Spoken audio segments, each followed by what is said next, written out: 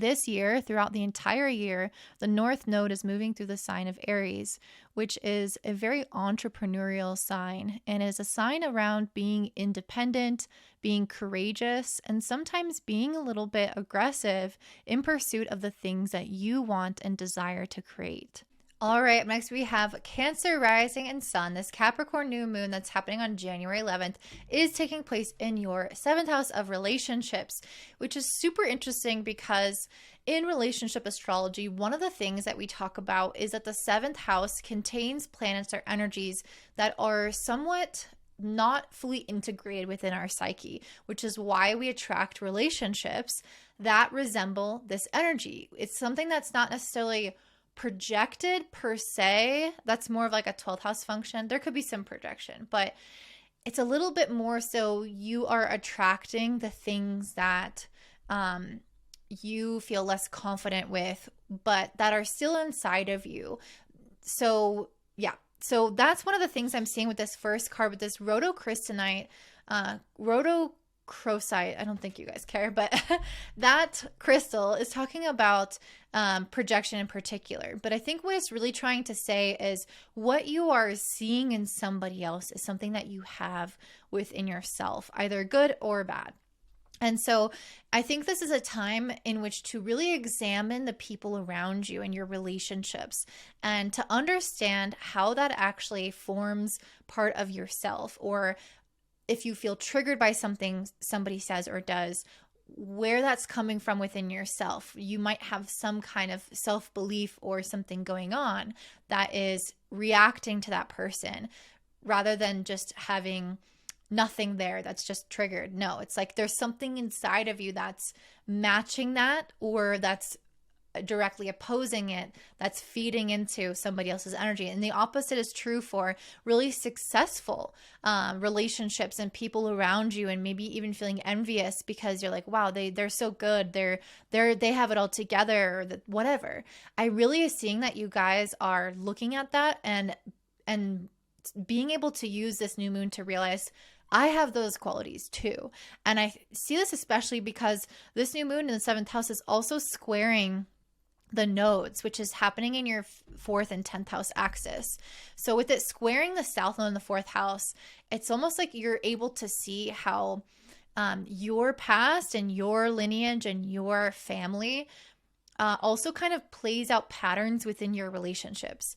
And there's the same goes for the people that you notice that are really doing well in life, that have certain goals that you want. With this squaring the north node in 10th house, it's saying, girlfriend, you got that. Like, you can totally have those same goals.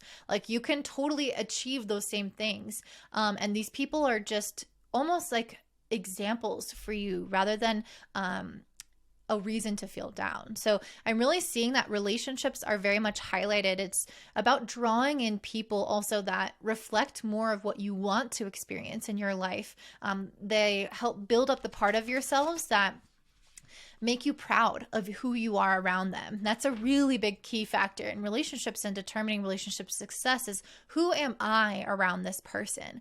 And this is long-term planning, knowing how these people make sense in our life in the long term. If they feel stable, if they feel encouraging, if they make us feel good, or if they're triggering us and bringing up stuff from the past, and if there's stuff to process, that's going to look different for everybody. But this is really about getting clear on those relationships and where you want to land instead of where you are. And you might already be on that path, but you might not be.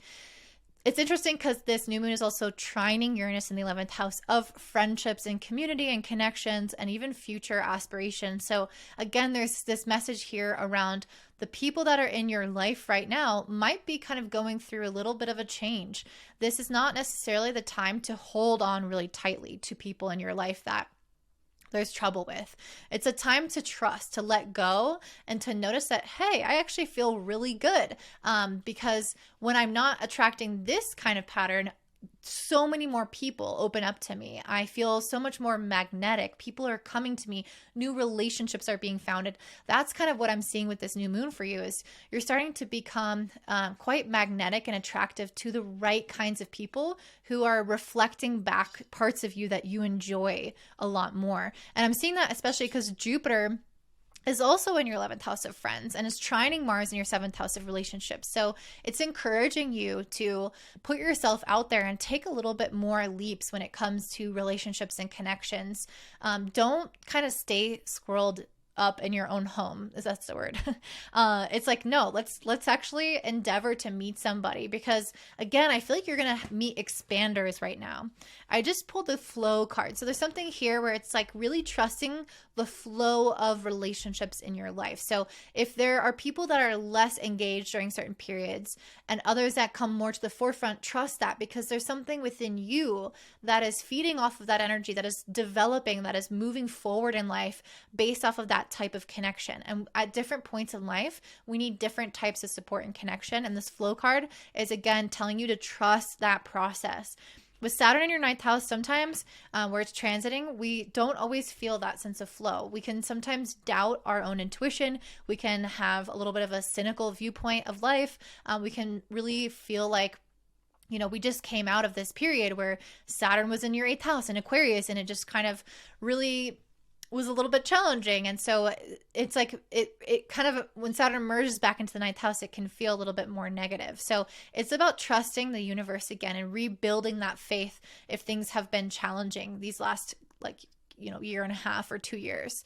So doing that in your relationships is the key during this new moon. I also see you guys have Venus and Sagittarius in your 6th house, trining Chiron in your 10th. So there is another message here about work that I think is coming through, and your own self-esteem, your own self-worth within the workplace, within what you're doing, what you have to offer. The 6th house can sometimes we can sometimes work super, super hard, and we can feel like we are not really getting ahead, or like we have to overextend ourselves to get ahead. And I really feel like this new moon is trying to help you kind of recover from past woundings with this 3 of Swords and this Temperance, past woundings around rejection or disappointment or relationship failures or work failures or things that didn't feel successful to you.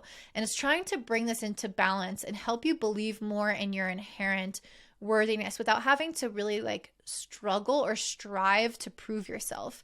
This feels like an energy of, again, not just going with the flow, but really feeling like you deserve what you're wanting, to feel like I am a vibrational match to this person, to this goal, to this endeavor that I desire, and that I don't have to force, I don't have to comply, I don't have to fit into a box, I don't have to change myself, I don't have to overextend myself.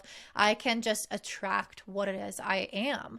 And if you see yourself as that person, then you can magnetize it into your life, and which is what I really love about this new moon for you. So that's what I'm seeing for you, Cancer. Let me pull one more card about your goddess of the year. What's the goddess of the year for my Cancer rising and sun? What's the goddess of the year for my Cancer rising and sun? Oop. Way too many. You know, I think I'm going to shuffle this one more time, and I think, oh, okay.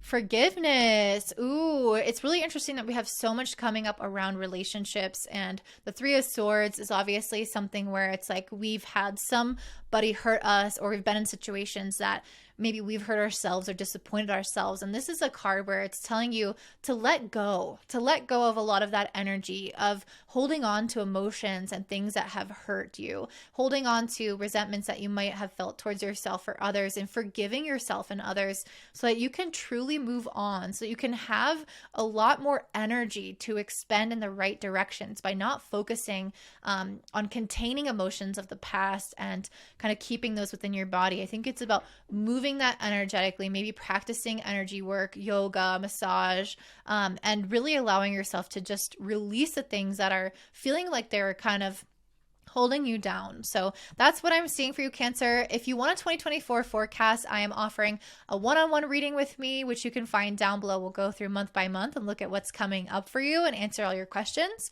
Or there is a Notion template where I have all of the transits listed out with their energies, which is a do-it-yourself version, which is a lot cheaper. So if you're interested, check that out down below. Don't forget to like, subscribe, comment, and share with your friends. And I hope you have a great year.